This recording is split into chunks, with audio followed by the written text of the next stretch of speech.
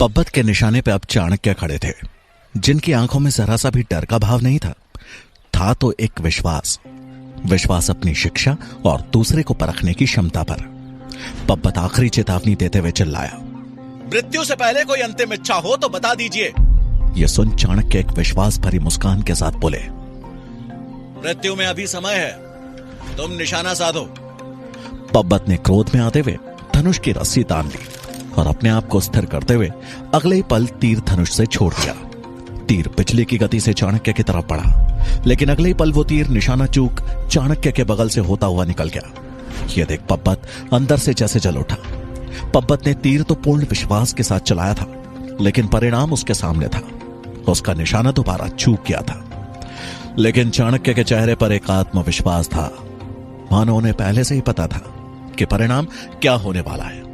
एक अचूक निशाने के लिए सबसे जरूरी होती है एकाग्रता, और इसी की कमी पब्बत में उन्होंने पहले ही पढ़ ली थी।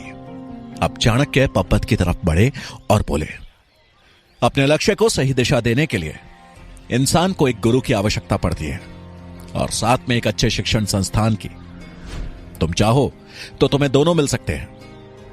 पब्बत उनकी यह बात सुन के असमंजस में पड़ गया कि आखिर वो बोल क्या रहे थे। वो क्रोध भरे स्वर में ही बोला, आप होते कौन है मुझे ज्ञान का पाठ पढ़ाने वाले? तीर का निशाना चूका है, लेकिन तलवार का नहीं चूकेगा। चाणक्य उसके पास आत्मविश्वास के साथ बोले, क्या आप उसे भी परखना चाहते हो? चाणक्य का यह आत्मविश्वास देख पब्बत का दंभ थोड़ा डगमगा गया। चाणक्य ने यह भांप लिया और अपनी बात को आगे बढ़ाते हुए बोले, मेरा नाम चाणक्य है और मैं तक्षशिला में आचार्य हूं। नाम सुनते ही पब्बत को याद आ गया कि उसके सामने कोई और नहीं बल्कि मगध और उसके पिता का शत्रु खड़ा था। लेकिन इससे पहले कि वो कुछ बोलता, चाणक्य ने अपनी बात को आगे बढ़ाते हुए कहा, मगध की गद्दी पर तो तुम्हारा ही अधिकार है, लेकिन मुझे तुम में संपूर्ण भारत का सम्राट दिखता है। अब चयन तुम्हें करना है, अपने पिता की तरह केवल मगध के राजा बनना चाहते हो या संपूर्ण भारत का सम्राट? चाणक्य के मुख पर झलक रहे विश्वास का तो तोड़ नहीं था, लेकिन पब्बत ने अपना क्रोधित रूप बनाए हुए ही प्रश्न किया, तो आज मगध और मेरे पिता का शत्रु ही मुझे सम्राट बनने के सपने दिखा रहा है? यह तो ज्ञात है ना कि मैं कौन हूं? पब्बत से मानो यह अपेक्षित था। चाणक्य उसका प्रश्न सुन दृढ़ता से बोले, अच्छे से पता है कि किसके सामने खड़ा हूं। उस भावी राजा के सामने जिसने मुझे शत्रु बताते हुए पिता से पहले मगध का नाम लिया।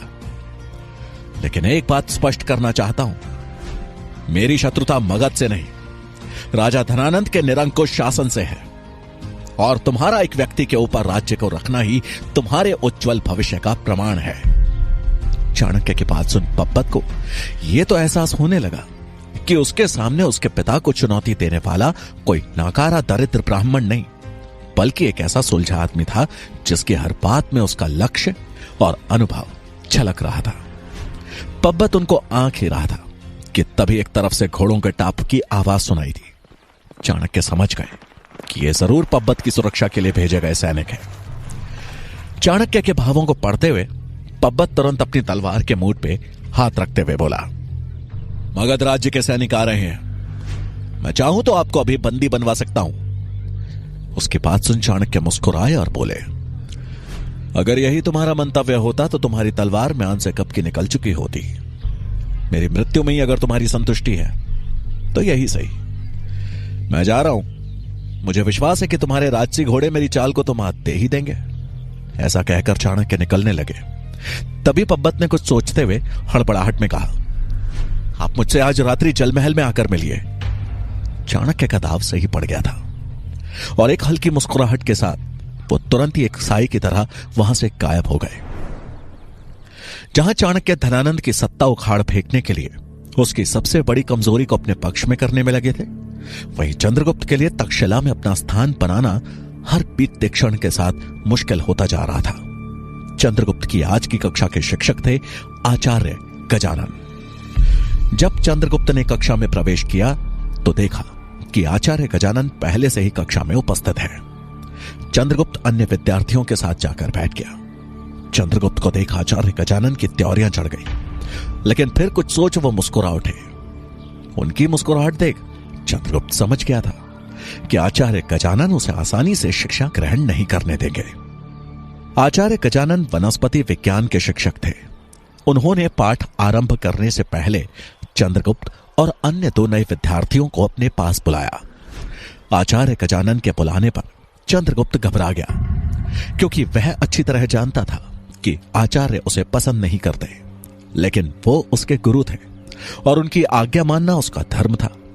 आखिरकार वो अपने स्थान से उठा और डरते डरते आचार्य के पास पहुंचा। आचार्य ने पूरी कक्षा को संबोधित करते हुए कहा, क्योंकि आज इन तीनों विद्यार्थियों का हमारी कक्षा में पहला दिन है, तो आज कक्षा की शुरुआत इनसे कुछ प्रश्न पूछकर की जाएगी। इतना कहकर आचार्य ने एक सुंदर सा जसवंती के फूल का पौधा सबके सामने रखा और फिर चंद्रगुप्त और उन दोनों लड़कों को देखकर बोले, इस पौधे को देखकर इसके बारे में पूरी कक्षा को बताओ। चंद्रगुप्त ने देखा कि उस छोटे से पौधे में जसवंती के 2-4 फूल खिले हुए थे, जिस कारण देखने में वो पौधा प्यारा लग रहा था।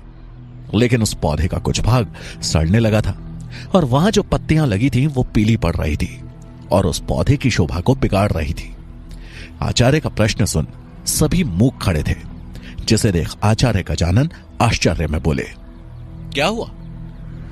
तुम तीनों को इस पौधे के संबंध में कोई जानकारी नहीं? क्यों चंद्रगुप्त, क्या आचार्य चाणक्य ने तुम्हें वनस्पतियों का ज्ञान नहीं दिया? आचार्य गजानन की बात सुनकर चंद्रगुप्त बोला, ऐसा नहीं है आचार्य, ये जसवंती के फूल का पौधा है और इसके फूल का उपयोग पीड़ा और ज्वर की औषधि बनाने में होता है। साथ ही यह हृदय के लिए भी लाभदायक है। बहुत सुंदर चंद्रगुप्त, लेकिन क्या तुम हमें इस पौधे में कोई कमी बता सकते हो? आचार्य गजानन ने गंभीर होते हुए पूछा।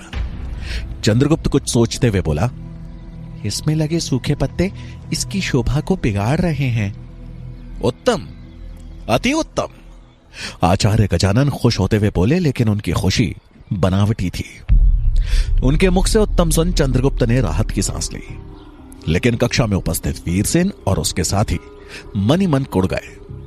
आचार्य गजानन आगे बोले, तुमने बिल्कुल ठीक कहा, ये पत्ते इस पौधे की शोभा बिगाड़ रहे हैं। तो बताओ, इनका क्या करना चाहिए? इन्हें इस पौधे से अलग कर देना चाहिए, चंद्रगुप्त ने सरल भाव से उत्तर देते हुए कहा। यह सुन आचार्य बोले, इससे क्या होगा? चंद्रगुप्त पौधे की तरफ देखता हुआ बोला, आचार्य, इससे यह पौधा सुरक्षित रहेगा, वरना धीरे धीरे करके ये पूरा पौधा भी सड़ जाएगा। यह सुन आचार्य गजानन ने उसे आदेश दिया, तो ठीक है चंद्रगुप्त, यह काम तुम करोगे, और सिर्फ इस पौधे से नहीं, तक्षशिला के दक्षिण भाग में जो पुष्प वाटिका है, वहां जितने भी पुष्प वृक्षों पे इस तरह के सड़े गले पुष्प और पत्ते हैं, तुम उन्हें हटाकर उनकी एक ढेरी बनाओ और फिर उसे जलाकर नष्ट करोगे। यह सुनते वीरसेन और उसके साथी छात्रों के चेहरों पर मुस्कान आ गई। चंद्रगुप्त ने जब यह सुना तो उसे समझ आ गया कि आचार्य उसे काम में उलझाकर कक्षा से दूर रखना चाहते हैं। कुछ सोचकर उसने आचार्य से अपनी बात रखते हुए कहा, क्या मैं कक्षा के बाद इस काम को कर सकता हूं आचार्य? यह सुना आचार्य गजानन ने अपना सर ऊंचा किया और बोले, नहीं, जिस तरह इन सड़े हुए पत्तों की कोई आवश्यकता नहीं है, वैसे ही इस कक्षा में तुम्हारी भी कोई आवश्यकता नहीं। तुम यहां रहे तो इस कक्षा की शोभा बिगड़ जाएगी, इसलिए जाओ और जो काम मैंने दिया है उसे पूरा करो। आचार्य गजानन द्वारा निकाले जाने के बाद भी चंद्रगुप्त वहां खड़ा रहा। यह देख आचार्य का पारा चढ़ गया और वो चिल्लाए, अब क्यों खड़े हो यहां? उनकी गर्जना से चंद्रगुप्त कांप गया, लेकिन किसी तरह साहस जुटा एक अंतिम प्रयास करते हुए बोला, आचार्य, ये पत्ते सूखे अवश्य हैं, किंतु बेकार नहीं है। देखा जाए तो इस प्रकृति में कोई भी वस्तु बेकार नहीं है, पर अगर मैंने शिक्षा ग्रहण नहीं की तो मेरा जीवन जरूर बेकार हो जाएगा। उसकी बात सुन आचार्य गजानन तंज कसते हुए बोले, यदि ऐसा है तो प्रमाणित करो कि ये पत्तियां बेकार नहीं है। अगर तुमने ऐसा कर दिया तो मैं स्वयं तुम्हें अलग से आज का पाठ पढ़ाऊंगा, लेकिन अगर यह प्रमाणित नहीं कर सकते तो जो कहा गया है वो करो। चंद्रगुप्त के पास इसका कोई उत्तर नहीं था और ना चाहते हुए भी उसे कक्षा से बाहर निकलना पड़ा। वीरसेन और उसके साथियों के कलेजे को जैसे ठंडक पहुंच गई। कक्षा से बाहर निकलकर चंद्रगुप्त पुष्प वाटिका पहुंच दुखी मन से पेड़ और पौधों से गिरे सड़े पत्तों को एकत्रित करने लगा। उसे समझ नहीं आ रहा था कि आचार्य चाणक्य के अभाव में वो कैसे अपनी शिक्षा को पूरा कर पाएगा, क्योंकि तक्षशिला में न सिर्फ छात्र बल्कि शिक्षक भी उसके खिलाफ थे। अपनी कक्षा पूरी करके आचार्य गजानन बाहर आए और इधर उधर एक नजर मार अकेले ही एक ओर निकल गए। कुछ ही देर में वो योग भवन में थे। इस समय वहां कोई भी नहीं था। आचार्य वहां खड़े होकर किसी के आने की प्रतीक्षा करने लगे। कुछ ही देर में कर्मचारी वहां आया। उसके आते ही गजानन ने उससे सवाल करते हुए कहा, राजहंस की कोई खबर? कर्मचारी ने दबी आवाज में उत्तर दिया, नहीं आचार्य, वो अभी तक तक्षशिला से लौटे नहीं है। कर्मचारी का उत्तर सुना आचार्य गजानन राजहंस के बारे में विचार कर चिंतित हो गए। वो कर्मचारी उन्हें नमन कर दबे पांव से वहां से चला गया। आचार्य खुद से बड़बड़ाते हुए बोले, राजहंस को पाटलिपुत्र से आने में इतना समय क्यों लग गया? कहीं वो किसी मुसीबत में तो नहीं फंस गया है? मुझे शीघ्र अतिशीघ्र उसके बारे में पता करना होगा। उधर पाटलिपुत्र में राजहंस को सेनापति भुजंग बंदी बनाकर बाजार के रास्ते कारागार की ओर ले जा रहे थे। इसी बीच अमात्य भी अपने रथ पे बैठ के राज्य के दौरे पे निकले थे। वो अत्यंत प्रसन्न थे कि उन्होंने अपने रास्ते के सबसे बड़े कांटे शक्टार को हटा दिया है और अब उन्हें किसी भी तरह मंत्री शंभुनाथ का खात्मा कर चाणक्य तक पहुंचना था। अमात्य कुछ आगे बढ़े ही थे कि तभी उन्हें राजहंस के चिल्लाने की आवाज सुनाई दी। अमात्य ने आवाज की दिशा में देखा तो एक युवा ब्राह्मण को सेनापति की निगरानी में कुछ सैनिक बंदी बनाए घसीटते हुए एक तरफ ले जा रहे थे। राजहंस सेनापति भुजंग से याचना करते हुए चिल्ला रहा था, मेरी बात पर विश्वास कीजिए, मैं कोई गुप्तचर नहीं हूं। ये सब चाल चाणक्य द्वारा चली गई है, मेरा विश्वास कीजिए। राजहंस की याचना का भुजंग पे कोई असर नहीं हो रहा था, किंतु अमात्य उसके शब्दों को सुन चुके थे। चाणक्य का नाम सुनते ही अमात्य के कान खड़े हो गए। उन्होंने अपने सारथी को आदेश दिया, रथ उस ओर ले चलो जहां सेनापति भुजंग है। सारथी ने अमात्य की आज्ञा अनुसार रथ दूसरी तरफ मोड़ दिया और सेनापति भुजंग के ठीक सामने ले जाकर खड़ा कर दिया।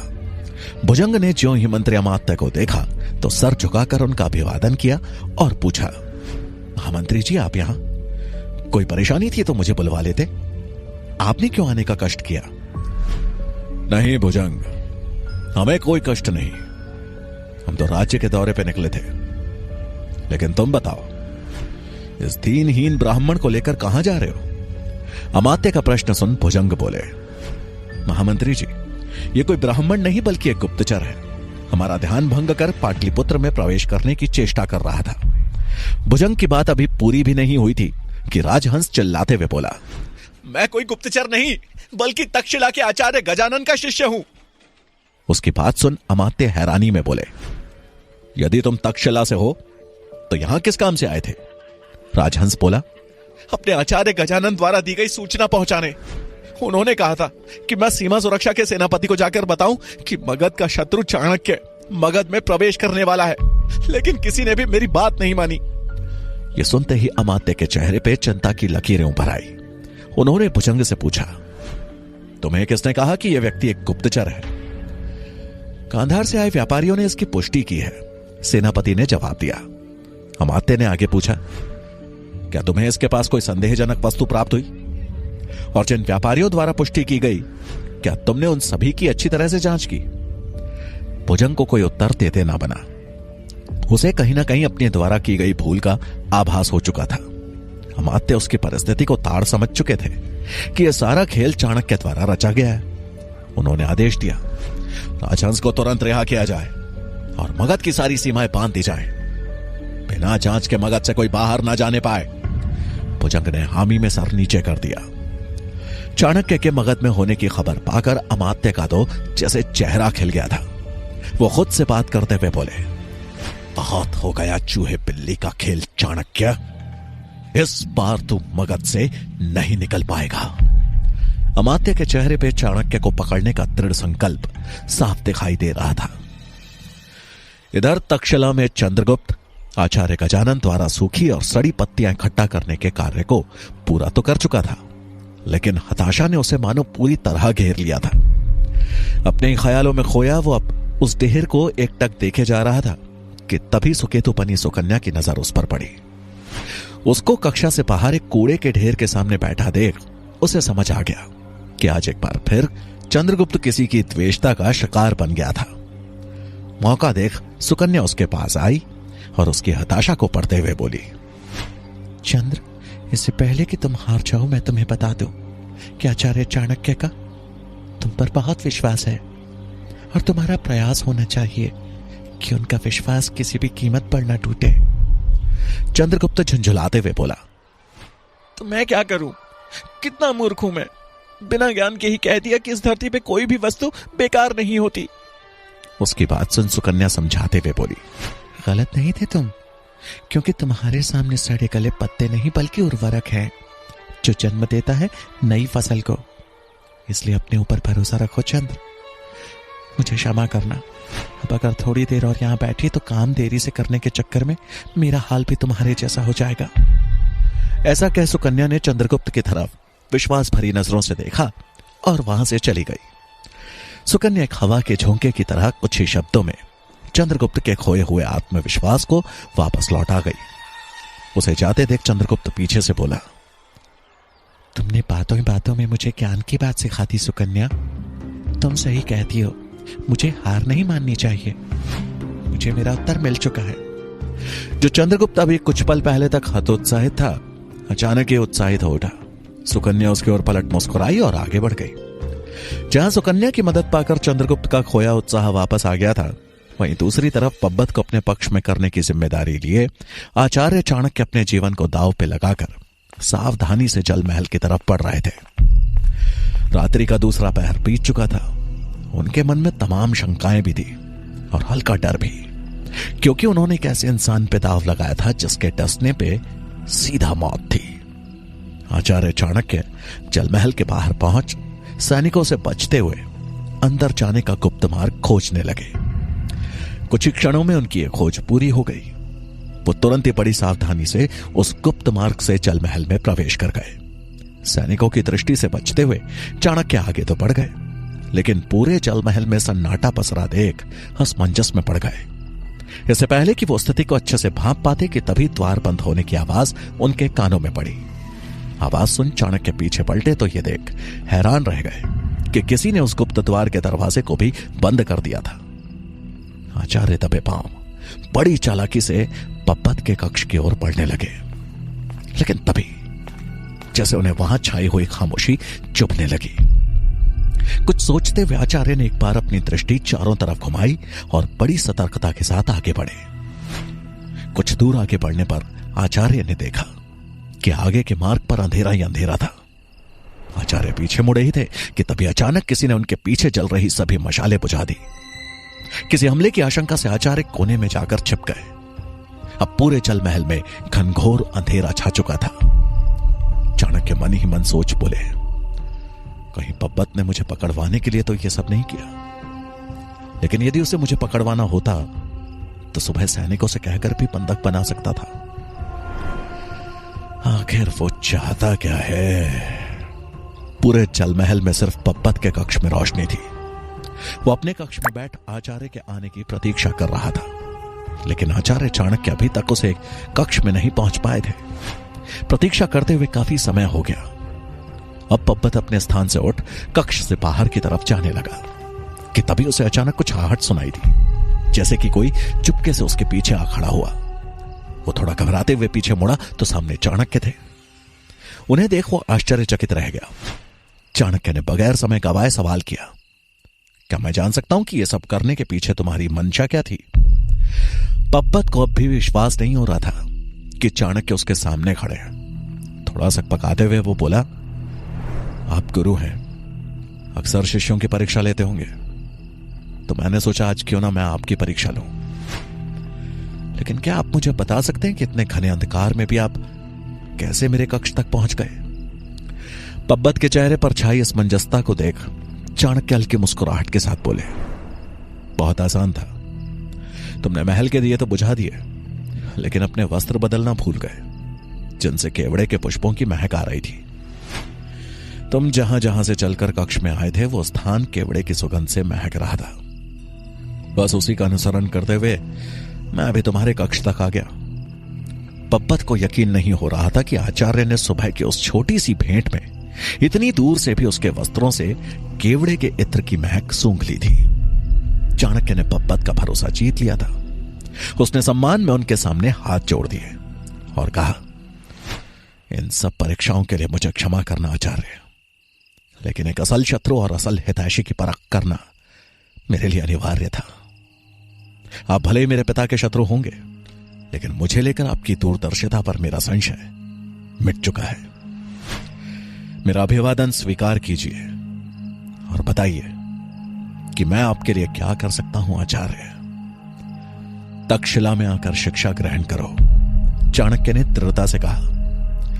एक और जहां आचार्य चाणक्य और पब्बत आपस में वार्तालाप कर रहे थे, वहीं दूसरी तरफ सेनापति भुजंग कुछ सैनिकों के साथ जल महल के द्वार पे पहुंच चुके थे। महल के भीतर इतना अंधेरा देख उन्होंने तुरंत सैनिकों को मशाल जलाने का आदेश दिया और दौड़ते हुए पब्बत के कक्ष की ओर बढ़े। इन सब गतिविधियों से अनजान कक्ष में पब्बत को सोच में डूबा देख चाणक्य गंभीर होते हुए बोले, कहो पब्बत, क्या निर्णय है तुम्हारा? इससे पहले कि पब्बत अपना निर्णय सुना पाता, कक्ष की तरफ भाग कर आते सैनिकों के कदमों की आवाज सुनाई दी और अगले पल सेनापति भुजंग पब्बत के कक्ष में आ पहुंचे और उनके पीछे हाथ में मशाल लिए कई सारे सैनिक थे।